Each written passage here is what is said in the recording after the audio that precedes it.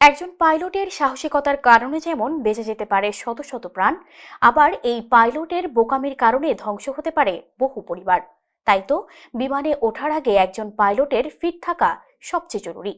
আর এজন্য চরম বৈষম্যের শিকার হতে হয় পাইলট আর কো পাইলটদের। তাদের কখনো একই খাবার দেয়া হয় না।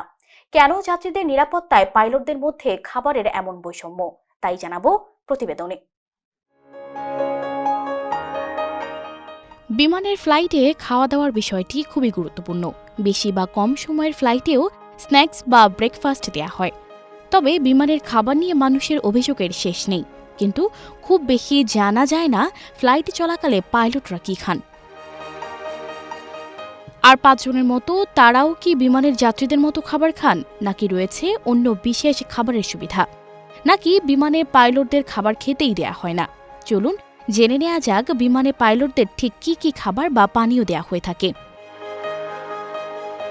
বিমানে পাইলট এবং কো পাইলটদের খাবার ও পানীয়ের ক্ষেত্রে বিশেষ যত্ন নেওয়া হয়। আবার পাইলট এবং তার কো পাইলট কখনোই একই রকম খাবার পান না। পাইলট এবং কো পাইলটকে একই খাবার না দেওয়ার প্রধান কারণটি যাত্রীদের নিরাপত্তার সঙ্গে সম্পর্কিত। আসলে যদি কোনো কারণে খাবারে বিষক্রিয়া হয়ে থাকে এবং উভয় পাইলট একই খাবার খান, তাহলে তারা একসঙ্গে অসুস্থ হয়ে পড়বেন। আর এমন হলে বিমান সামলানো কঠিন হয়ে পড়বে।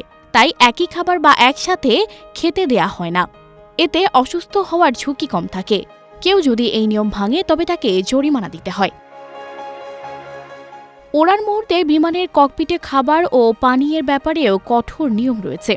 ক্রু সদস্যদের এই নিয়মগুলো মেনে চলতে হয়।